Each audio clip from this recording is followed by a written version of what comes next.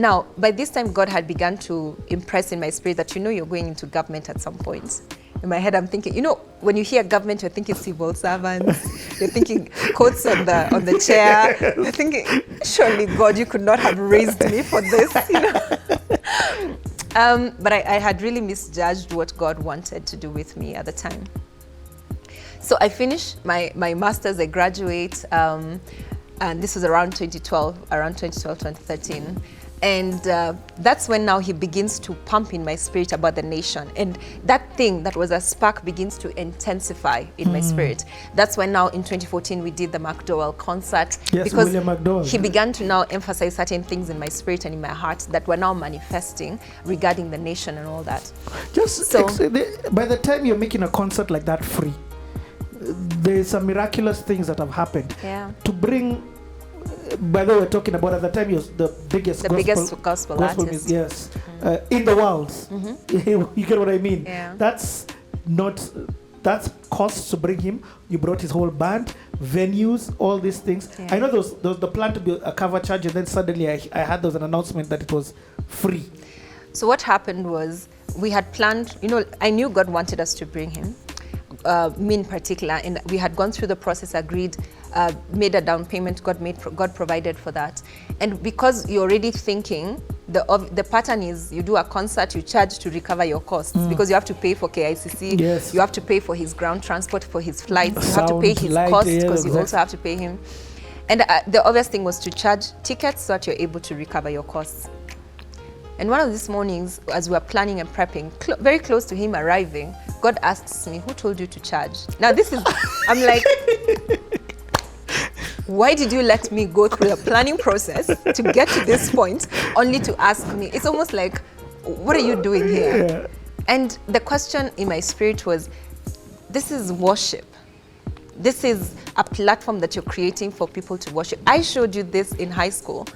I'm the one who said you're doing it. You didn't even come back to me and say, how are we doing it? You understand? Again, the training and the practice of hearing and knowing the mind of God, not just the initial thing he tells you, go and tell Pharaoh to let my people go. It's the thing about, okay, Pharaoh has refused, what are we doing? Then he says, don't worry, I got you. There are 10 series of things that are going to happen. But in that whole process, you will get to know me better. But he doesn't tell you that at the beginning. He actually tells you because he wants you to know.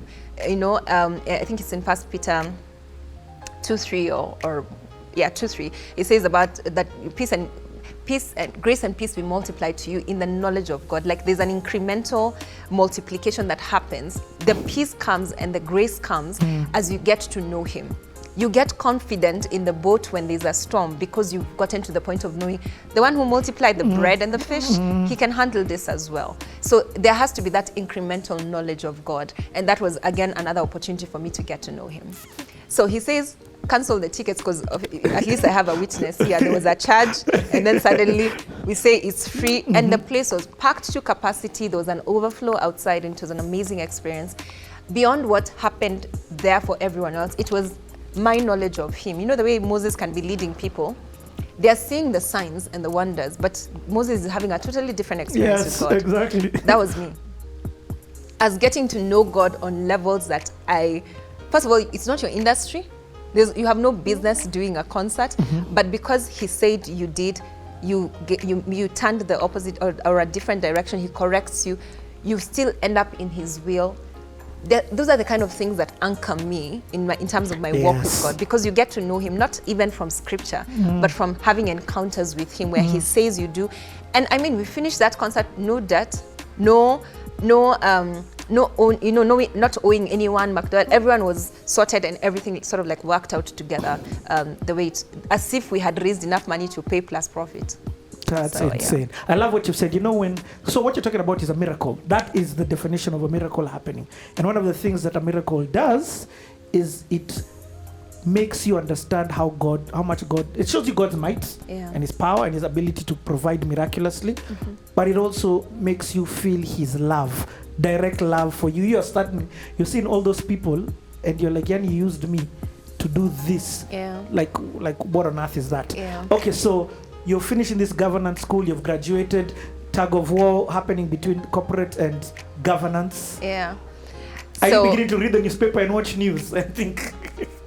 Well, largely because of what was going on at the time. So this is now 2014, getting into 2015. There was all this debacle about like different personalities in government and all. Yes. Now, one of the things that God began to do for me was point me to what was happening at the time using the programs that were being rolled out, because this is a new government that had just come in. So we've gone into devolution. There are different counties, Yes. and there's an interest. You have like different personalities showing up in the governance space. And because my parents were still living in Kibera at the time, they would give me updates of, have you seen, in fact, nowadays there's no what we'd call crime, there's street lights, there's what, and of course you'd go visit, but then when you start hearing the rapid transformation that was happening in the place, you're like, I have to go see for myself. So when I went this particular time, when now we were going round to different places, because it's beyond where they were staying at the time, when we went to different places, you realize it's actually possible, because now this is what God was trying to use to speak to me. It's actually possible to be in government and to transform people's lives. Oh man, yes. That it's not about that coat, that jacket you were seeing on the chair, that there's actually possibility of government being able to be used to transform the lives of ordinary Kenyans and Yes. ordinary people. In fact, the bottleneck is there. Precisely. So I get into this space where I begin following different people just to watch, of course we've gotten a new president, Uhuru at the time. It was a different experience compared to the previous president. You have the duo, the way they were working together. And then my mind was drawn, or God began to draw my heart to Governor Waiguru at the time. No, she was a minister at the time. Yes. She was in charge of the different projects that were being rolled out. And I just started watching, for some reason, So, I found myself... Before this, you had nothing. No. So I'll tell you at what point, Okay. just so you know how God sort of like makes things work together. So your heart starts feeling like, hey, this. So he's drawing me to government. He's drawing my attention to government. Not like I'm interested in it, but somehow there's this thing like you need to pay more attention on this space and all that. It's a curiosity. Curiosity. No, like the spirit tagging, like they tells you. Beyond curiosity. Beyond yes. curiosity. So I start watching her interviews and all that, and I'm looking and I'm like, okay, that's a good answer. Now I'm dealing with her as a minister, talking about the projects and talking about different things, and my heart is drawn to her, and I don't know why. Whoa. So I was watching most of the president's speeches as well, and just following through and saying, what exactly are we doing in terms of development as a country? So long story short, I won't get into it, but then a mutual friend introduces me to her in a certain way. So a mutual friend introduces me to her, and basically they had a mutual friend introduces me to the son, who I then begin to like help and work on a project with, and then at some point the son introduces me to the mom, and I realized, okay, this is then the minister of devolution, Waiguru, and the way he introduced me is, you guys are so similar in terms of the way you push and the way you do all this stuff. And so I thought to myself, I had begun to admire her because she was young and she was vibrant in the governance space and all that stuff. And I didn't know why, because remember, I'm not interested in governance, despite of having gone through a whole master's program. And you're still in corporate. I was still in corporate. I was still deep in corporate. Company B. In fact, I forgot to say that once I finished my master's, immediately the school introduced a PhD program in governance, and God says you're doing it. So I enrolled in my PhD again in governance, and basically I was stuck in this world of governance because I knew somehow God would use it later. So fast forward to this time, this is around 2014, 2015, I get to meet her, and that was the only interaction that I had had with her at the time. And of course, she begins to go through this whole process and journey of the pressure that was mounting on her at the time. And because I've just been introduced to her, and we probably speak on phone. I mean, she's a whole minister, so you don't have direct connections in that sense. This day, I was on a flight coming back from one of the countries where I was overseeing something, and God tells me, text her and tell her you're going to pray with her on Saturday. So in my head, I'm thinking, me. You know who we are talking about, because at that time you're thinking, But because it was God, I texted her and she said, oh, absolutely. And I went to her that Saturday, and in fact, what I told her, again, based on what I had heard from the Spirit, was ask her to call a few of her girlfriends who pray and pray with her, because she was going through the drama that we all know was the drama at the time. And so I went, and this was like now maybe my third or fourth interaction with her. And I went that following Saturday, met with her girlfriends for the first time, and we began to pray. And for every Saturday, for almost a year and a half, this is now the whole of 2015 into 2016, almost every Saturday I'd be at her house for fellowship and breakfast and prayer. It was just consistently holding her before God, not from a distance saying, I'm praying for you, because that was my assignment. It was more of, you show up and you pray with her. You uphold her before God. So I got to know a different side of her, not because of what I was reading or anything like that. It was God literally made a way for me to sit in front of someone who I had no, connection with previously. And all he told me was uphold her before me in prayer. And we do that together consistently, even when, like it was basically consistently for many Saturdays. And that was my introduction to her. Not from what she had done, because I had already seen her work and read about it, but it was introduction in the Spirit, that this is who this person is in the Spirit. Now, by the time, this is now into 2016, by the time she decides to go run, for governor in Kirinyaga, or rather initially Nairobi and then governor in Kirinyaga, that's her story, so I won't tell it. I was there throughout that process to be able to basically still maintain my role. The only brief I had is uphold her in prayer. So through the decisions, through the madness, through the drama, through the headlines, it was just maintain her in prayer, uphold her before me in prayer. So we get to... First of all, let me say it's so important that you have shared your story, because there's nothing about your character that is changing.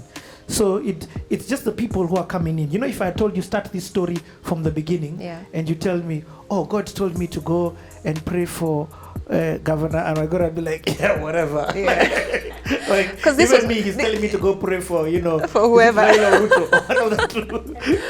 But this has been your story through the ups, through the downs, and it was a seemingly difficult thing for me to do, because I didn't know why he wanted me to do that. Like, why are you thrusting me in the middle of something that is so chaotic at the time, And one thing that I forgot to mention is, remember when I met her, I think it was the second time when I was meeting her, the third time, she then asked me, what are you doing with yourself? Trying to get to know me a bit more. And I said, okay, I'm doing this program. I told her my whole struggle with governance. And then she said, you could try an opportunity in government to see how you feel about it, because sometimes that exposure affirms in your spirit or in your mind that this is the thing you want to do. The way you do internship or apprenticeship, so that you're able to know, is this what I really want to do? So there was an opportunity, because as a minister, you're able to appoint or recommend different people. There was an opportunity for appointment to different places. And that's how I ended up on the youth board, because it was a proposal of, I said, I'm interested in government. And I say that I would want that experience or exposure, because I'm in corporate, I haven't had to leave yet. I just want to know, what is this animal called government? And the opportunity came up, and that's how I ended up there. And that was towards the end of, I think, 2014. And I remember, literally, it was November 2014. Was that with the youth fund? With Bruce Odhiambo, was he heading it? Yes, he was the chairman at the time. Yes, okay. So I literally joined in 2014, around November. And then in 2015, February, it was disbanded because of the previous issues they had had. So, and for me, I had just gotten excited about government, literally, because I thought, oh my God, we actually have a fund that can help young people, that young people can come with ideas and get funded. But then I saw how it was being, let me not say mismanaged, but then it wasn't attaining to the potential that it could have. Remember, I'm coming from corporate. Yep. I'm coming with the mentality. And targets. I'm thinking there has to be repayment. If they're not repaying, there's a reason why. And I found out it's because many of them were coming up with ideas that are not viable. But and if they're not viable, they won't make money. And if they don't make money, they won't be able to pay. Yes. So on what basis are you giving them loans? What's the vetting process for them to get? Precisely, and it was a revolving fund. So now those kind of things began to intrigue me. But lo and behold, shortly after that, there was too much drama, and I said, this is the other side of government that maybe I'm not sure about, just the drama, And was that what showed you, this is the actually, there's something that you said that is so huge. You saw the problems and how can we fix the problems if this vetting process is wrong? But us from the outside, people who've not engaged with government, and first of all, every Kenyan has engaged with government because you need government services. but we see the monkey, we see the corruption, we see, like, that's the only narrative that is told, that even before going there, you know, that's all you've had. So you're already going there knowing, watch out, this thing is coming. So what did, I'm just saying that because you've triggered me when you've talked about, in a positive way, when you've talked about seeing a problem that maybe nobody had a solution to because corporate Kenya don't want to engage. In fact, at the time, I began to say, can I work with the CEO to help him set structures for us to be able to streamline this thing better? And I was just thinking, in fact, at some point, 1 or 2 of the board members were telling me, you'd be really good for this job. But in my head, I'm thinking, hell no. I just want to help. I just want to help, you know? But I could see the opportunity. I could see the potential. I could see the areas that we're not being efficient and where we could just tweak a little bit and become efficient, because I could see the vision that the people who set up the fund had and the potential that it could have. But you know, sometimes, especially in government, you have the vision bearers, say, let's say the president, but if you don't have the right foot soldiers, the ideas will be curtailed and, you know, they'll just be steel butts because they're great ideas but wrong execution. Company A, you're the visionary needed a helper. Yeah. And the helper is somebody who will run with the vision. Precisely. And that's what also happened in Company B, because I came to make sure that the targets that are being set, the people that are entrusted to achieve those targets are also like working towards them. So by the time, okay, I'm not getting there yet. So by this time, when I'm being exposed to government, this was my like 4-month stint in this is what Youth Fund is, this is a sample of what government is. And that was the whole story I needed to know in a way of government, because I saw huge potential, but areas, a lot of inefficiency that could be tweaked to actually achieve the intention that that was set for the fund in this case. Okay. Yeah. So, So I'm praying with her.